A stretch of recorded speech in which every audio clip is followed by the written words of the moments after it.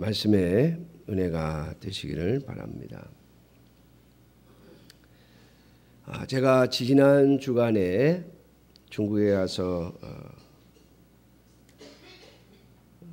성경을 가르치고 왔는데요. 중국의 교회 지도자들에게 제가 물었습니다. 여러분, 구원이 무엇입니까? 어떤 사람은 천국 가는 거 라고 말하는 사람도 있고, 어떤 사람은 죄로부터 용서받는 거, 또 어떤 사람은 사탄의 지배로부터 벗어나는 것, 또 어떤 사람은 영원히 행복해지는 것, 뭐 여러 가지 대답을 하더라고요. 제가 수요 성경 공부 시간에 낮에 물었어요. 여러분, 구원이 무엇입니까? 여러분들은 구원을 받으셨습니까? 구원파라고 하는 이단이 있는데 그 이단은 이렇게 질문을 하면서 들어옵니다. 당신은 구원받았습니까? 많은 사람들이 내가 구원을 받았는지 안 받았는지 헷갈리고 또 확신이 없습니다. 또 내가 무엇을 근거로 해서 구원을 받았다고 해야 하는지 그 근거를 많은 사람들이 또 찾으려고 합니다. 여러분, 구원은 하나님의 자녀가 되는 것을 구원이라고 말합니다. 어떤 사람들은 아직 천국 하나님의 나라에 가지 않았기 때문에 구원을 받았는지 안 받았는지 이야기할 수가 없다라고 하는 사람도 있습니다. 그러나 우리의 믿음의 조상들뿐만 아니라 성경은 우리가 이 땅에서 구원을 받은 자인지 받지 않은 자인지를 알 수 있다고 가르칩니다. 그리고 우리보다 먼저 믿었던 믿음의 선조들은 구원을 받았다고 하는 확신 가운데 그들의 삶을 살다 갔습니다. 물론 구원의 마지막 종착점은 하나님의 나라, 우리가 말하는 하늘나라, 천국입니다. 육신이 죽어 우리의 영혼이 천국에 갈 것이며 우리의 육신이 죽어도 예수 그리스도께서 오시는 날 우리의 육신 또한 부활해서 우리의 영혼과 함께 다시 결합하여 하나님의 나라, 하늘나라, 천국에 영원히 살게 될 것입니다. 그것이 모든 그리스도인들의 구원의 종착점입니다. 어떤 사람들은 가보지도 않고 천국에 갈 것을 얻지 않으냐라고 묻는 사람도 있습니다. 그러나 만일 저와 여러분들이 하나님의 자녀임을 확신한다면, 내가 하나님의 자녀라고 하는 것이 맞다라고 하는 확신을 가지고 있다면 그 사람은 반드시 하나님의 나라에 이를 것입니다. 왜냐하면 하나님의 나라는 하나님의 자녀 외에는 절대로 갈 수 없기 때문입니다. 잘났던 못났던 상관없이 오직 하나님의 자녀만 갈 것입니다. 그러므로 오늘 내가 이 땅에 살면서 하나님의 자녀라고 하는 확신, 그것은 우리에게 굉장히 중요한 것입니다. 왜냐하면 우리의 남은 인생을 어떻게 살아갈 것인가를 결정하는, 어디를 향하여 갈 것인가라고 하는 것을 결정하는 일이 되기 때문에 그렇습니다. 어떤 사람은 이미 구원을 받았음에도 불구하고 이 땅에서 생명이 끝나는 날까지 구원을 받기 위하여 발부둥 치다가 인생을 마치는 사람도 있습니다. 어떤 사람은 스스로 나는 구원을 받았다고 착각하며 그의 인생을 또한 허비하는 자들이 있습니다. 구원은 하나님의 자녀가 되는 것으로부터 시작하며 하나님의 자녀임을 확신하는 것에서부터 우리의 구원, 그리스도인의 삶은 시작되어집니다. 물론 내가 하나님의 자녀임을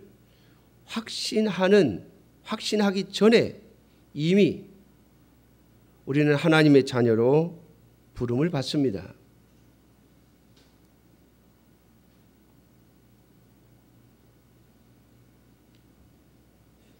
여러분, 우리 인간도요, 태어나기는 0살에서부터 태어나지만 내가 우리 엄마와 우리 아빠의 자녀다라고 하는 것을 확실하게 확인하는 때는 언젠가 하면 철이 들어서예요. 철이 들어서. 보통 한 중고등학교, 중학교쯤 되면 사춘기가 오죠. 그 시기를 지나면서 인간은 저분이 내 아버지요 내 어머니구나 라고 하는 확신을 갖게 됩니다. 사실 어렸을 때는요, 그냥 내가 네 아빠야, 내가 네 엄마야 라고 하니까 엄마인 줄 알고 아빠인 줄 알고 사는 겁니다. 그래서 보통 이 입양해 한 아이들은 사춘기 때까지는 잘 모르죠. 그 전에 자기 어렸을 때 깐난애기 때부터 먹여주고 입혀주고 재워주고 사랑해주고 하니까 우리 엄마 아빠구나 이렇게 생각하고 살다가 사춘기 때 되면 뭔가 성격도 다르고 얼굴도 좀 다른 것 같고 뭔가 이상하게 느끼면서 우리 부모가 아닐 수도 있겠구나 이렇게 해서 찾아내는 아이들이 있죠. 그런 것처럼 우리가 예수 그리스도를 믿어 하나님의 자녀인 것을 확인하는 것은 하나님의 자녀가 된 한참 뒤에일 수도 있습니다. 어떤 사람은 하나님의 부르심을 받아 신앙생활을 시작하면서부터 내가 하나님의 자녀라고 하는 것을 확신하는 사람도 있지만 어떤 사람은 한참 후에야 자신이 하나님의 자녀임을 확인하는 경우도 있습니다.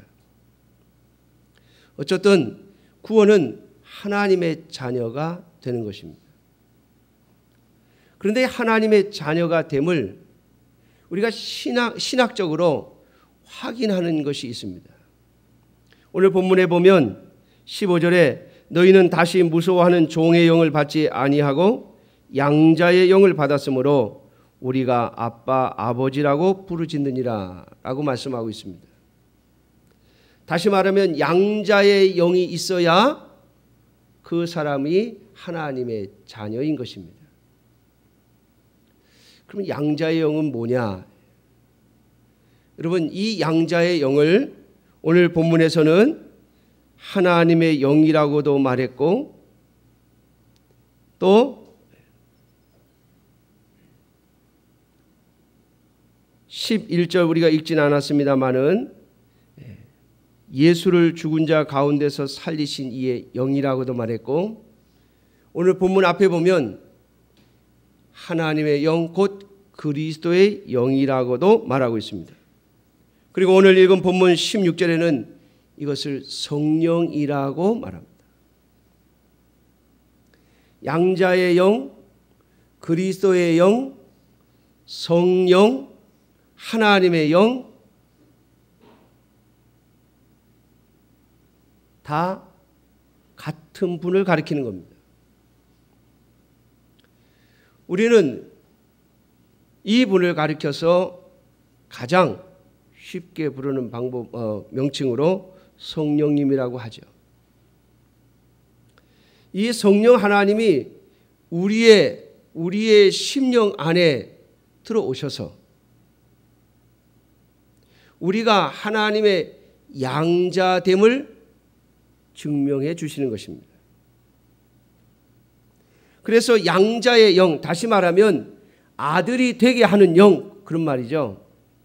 아들이 되게 하는 이 영이 이 성령께서 우리 안에 계셔서 우리가 하나님을 아빠, 아버지라 부르게 하신다 그랬습니다. 그러므로 사랑하는 성도 여러분, 하나님의 자녀는 이 양자의 영, 곧 하나님의 영, 그리스도의 영을 그 심령에 모시고 있는 사람입니다. 그가 바로 하나님의 자녀이며 구원받은 자임을 확신할 수 있는 증거요 근거입니다.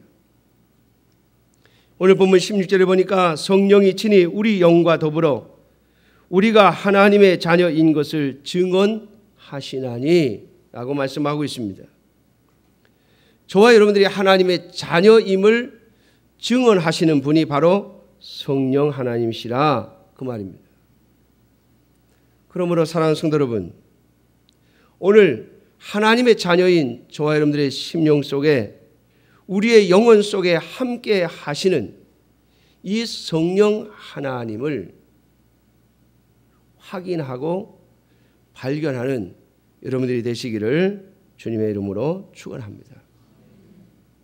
왜냐하면 우리가 하나님의 자녀로서 구원받은 자로서 살아가려면 반드시 성령 하나님께서 이 양자의 영께서 내 안에 계심을 확인해야 하는 것입니다.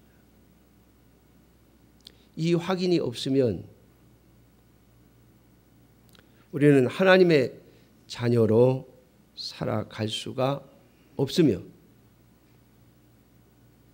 또 이 하나님의 영이신 성령, 양자의 영이 우리 안에 계시는 것을 확인하지 못하면 우리의 삶이 참으로 연약하고 비천해지기 때문에 그렇습니다. 하나님의 자녀이면서도 하나님의 자녀답게 살지 못하는 것이죠. 왜냐하면 우리는 우리의 육신의 연약함 속에 붙잡혀 있기 때문에 그렇습니다. 예수님께서도 제자들을 불쌍히 여기시면서 하신 말씀이 있었죠. 마음에는 원이로되 뭐가 약하다고요? 육신이 약하도다. 여러분, 우리가 하나님의 자녀로 살고 싶지 않아서 그렇게 못 사는 것이 아니고 하나님의 백성으로서 하나님이 부르신 자들로서의 삶을 살고 싶지 않아서 살아내지 못하는 것이 아니라 원함은 우리에게 있으나 우리의 육신에는 우리 자신이 원하는 하나님을 향한 하나님의 백성으로서의 삶을 살 능력이 우리 속에 없기 때문입니다. 그러므로 하나님의 자녀임에도 불구하고 하나님의 자녀답게 살지 못하는 모습이 우리의 삶 속에 나타나고 그것으로 인하여 우리는 더 약해지고 또 스스로 의기소침해지는 것입니다. 사랑하는 성도 여러분, 오늘 하나님께서 우리를 하나님의 자녀 삼으시며 우리에게 양자의 영을 주셨습니다. 그러면 이 양자의 영이 내 안에 계시는 것을 내가 어떻게 확인할 수 있습니까? 그것은 몇 가지로 확인해 볼 수가 있는데, 첫째는 우리가 하나님을 하나님 아버지라 그렇게 부른다는 것입니다. 여러분, 나하고 상관없는 내 아버지가 아닌 사람에게 아버지라고 하려면 굉장히 힘들죠.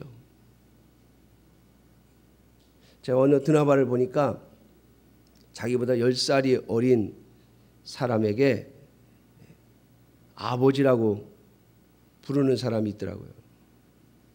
이윤즉슨 재산이 탐이 나가지고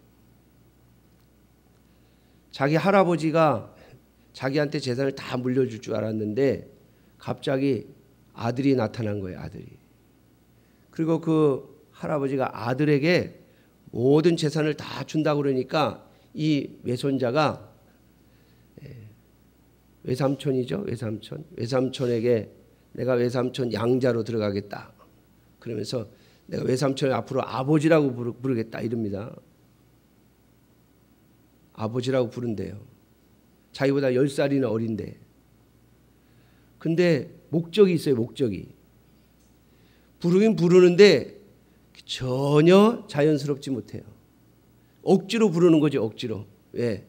그렇게 불러야 나에게 유산이 올 것 같으니까. 여러분, 하나님을 향하여 하나님 아버지라고 우리가 정말 자연스럽게, 정말 육신의 아버지 부르듯이 하나님을 아버지라고 부를 수 있다면 우리의 심령 속에 성령 하나님이 와 계신 것입니다.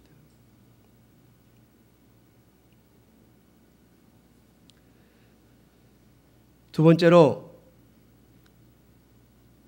성령 하나님이 우리 안에 오시면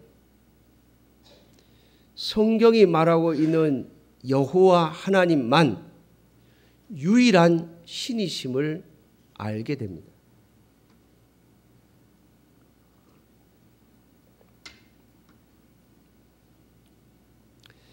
이 세상에 사람들이 말하는 많은 신들이 있습니다. 그러나 이 세상에는 딱 3가지의 신이 있을 뿐입니다. 첫째는 성경이 말하고 있는 여호와 하나님, 유일신이죠. 우리는 신학적으로 이 하나님을 삼위일체 하나님이라고 말합니다. 성부, 성자, 성령 하나님. 성경이 말하는 이 하나님 외에는 신이 없습니다. 여러분, 어떻게 아느냐고요? 성경을 보고 지식으로 깨달은 것이 아니라 하나님의 영이신 성령 하나님께서, 이 양자의 영께서 알게 하시는 겁니다. 여호와 하나님, 성경이 말하는 하나님 외에는 신이 없음을 여러분들의 심령이 믿고 있다면 그분에게는 양자의 영이 있는 거예요. 그러나 이 세상에는 다른 신이 있습니다. 하나는 인간이 만든 신이요. 인간이 만들어낸 신이 있습니다. 인간이 만들어낸 신. 어떤 종교는 기독교, 불교, 유교 모든 종교들의 신들에 대해서 연구를 해가지고 그걸 다 합쳐서 자기들이 섬기는 신은 모든 종교를 초월하는, 모든 종교를 아우르는 어떤 신이다. 이렇게 신을 부르고 그런 신을 믿는다고 말하는 자들이 있습니다. 인간이 만든 신이죠. 또 하나는 불신자들이 경험하는 신입니다. 여호와 하나님을 믿지 아니하고 자기 나름대로 신을 믿는데 그들이 그냥 믿는 것이 아니라 어떤 신을 경험하고 믿어요.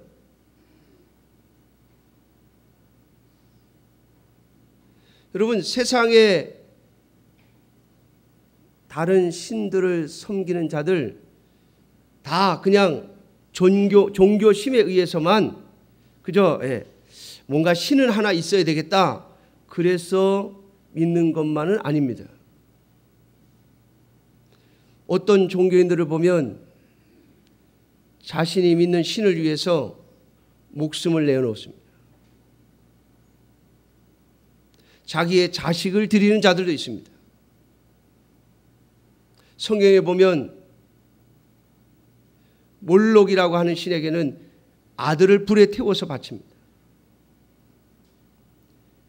요즘에는 없겠습니다마는 옛날에는 인도의 그 겐지스 강에 자기의 자녀를 강에 빠뜨려서 제물로 바치는 그러한 사람들도 있었다고 합니다. 여러분, 그들이 정신 이상자라서 그렇게 섬기는 게 아니죠. 그들 나름대로 신을 경험했기 때문입니다. 그래서 그 신을 섬기는 거죠. 그런데 그렇게 경험하고 섬기는 모든 신은 다 사탄의 조작입니다. 인간의 종교심을 가지고 왜곡된 신앙을 만들어내는 것이죠. 여러분, 그것은 사탄의 목적이며 자기의 사명입니다. 어떻게 해서든지 성경이 가르치는 우주 만물을 창조하신 여호와 하나님을 섬기지 못하게 하고 다른 신을 섬기도록 만들려고 하는 것, 그것이 바로 사탄의 사명이며 전략입니다. 그러므로 이 세상에는 딱 세 종류의 신만 있습니다. 우리가 믿는 여호와 하나님, 인간이 만들어낸 인간에 의해서 창조된 신, 그리고 사탄이 인간을 유혹하여 섬기게 하는 신.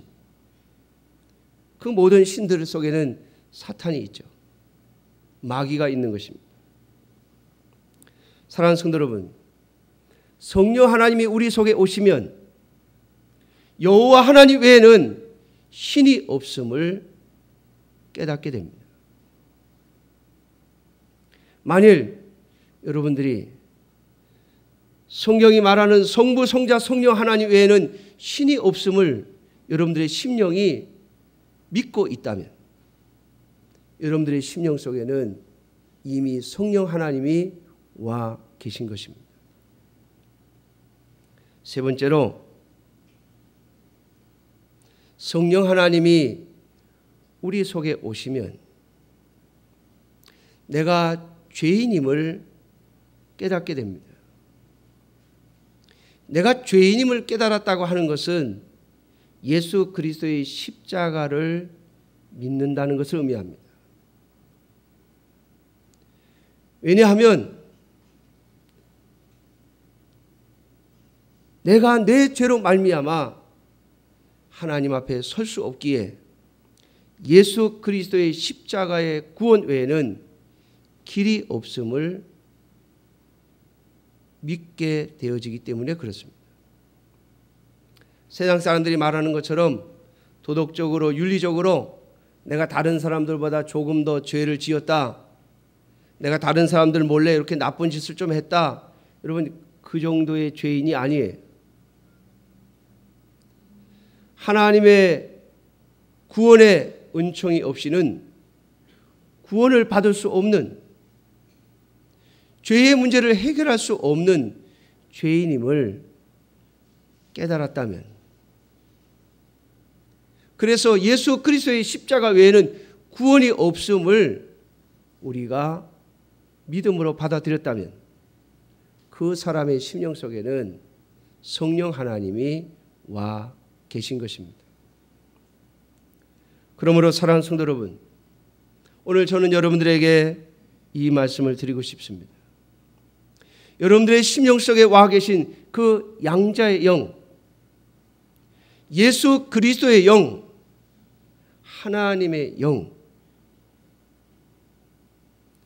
그분과 대화하며 살아가시는 여러분들이 되시기를 주님의 이름으로 축원합니다. 왜냐하면 그 성령 하나님만이, 그 그리스도의 영만이 하나님의 말씀을 깨닫게 하기 때문입니다. 여러분, 하나님의 자녀는 하나님의 말씀이 양식이요, 하나님의 말씀이 길을 비추는 빛이요, 하나님의 말씀이 삶의 기준이요, 하나님의 말씀이 능력이요 힘입니다.